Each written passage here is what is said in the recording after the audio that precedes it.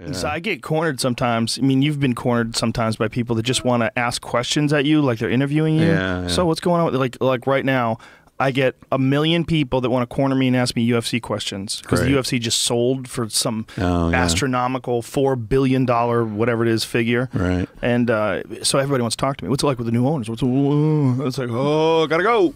Gotta go. Yeah. You become like someone that you're instead of having a conversation with people, like they're interviewing you. Yeah. And it's one-on-one. It's not going out on TV or something. Well, it's not even that. It's like I don't necessarily want to talk about my work details and issues. Like, what's it like working with my new bosses? Like, okay. Yeah. Who gives a shit, man? Yeah, it's just not, Do you compartmentalize a lot? I mean, is there the UFC part of your life and there's the stand-up part of your life? And there has to be the UFC because I don't swear. I very, very rarely like say shit or something. Is that like hard? That. No, it's not very hard. I don't think it's necessary. You know, like when I'm doing. But I mean, to keep. Because you're used to talking freely on the podcast. Is it? I don't mean does it bother you? No, just like is it hard to remember? I didn't think you meant that. Right. I mean even difficult. No, it's not difficult because it is a totally different mindset. Because I'm never trying to be funny. Like, do you remember when like Dennis Miller used to host Monday Night Football? Yeah. He did it for a little bit. People got so mad because he was trying to be funny. He was cracking jokes. Right. He was and I remember remembering that. Yeah. And I didn't even watch it, but I remember people were like really pissed at Dennis Miller. And I thought about it, and I was like, well, I don't do that, and I'm not going to do that. And it's like Dennis is a joke writer. He's a joke teller. I have bits. It's kind of a different kind of comedy in the first place.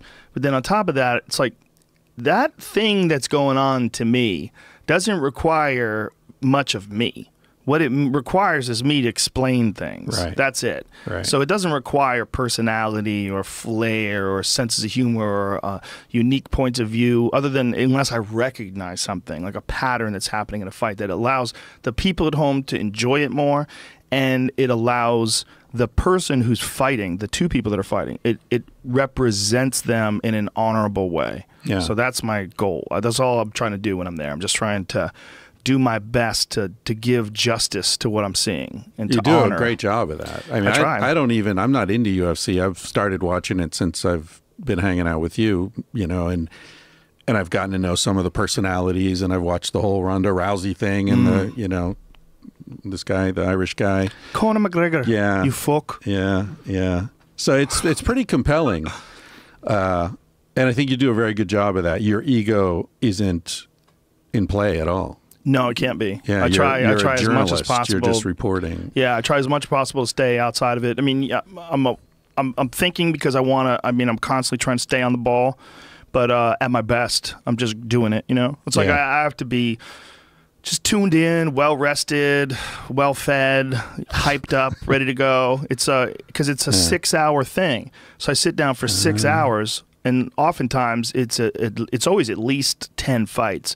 It's usually 11 or 12. And you do all? Yeah, you do all of them. All of them they from don't the beginning. Just bring you in for the last few. No, I actually like doing it that way. Because what happens is I get warmed up. So I do like the first, because like sometimes fighting is so crazy, you have to go, oh yeah, okay, there's a fight going on.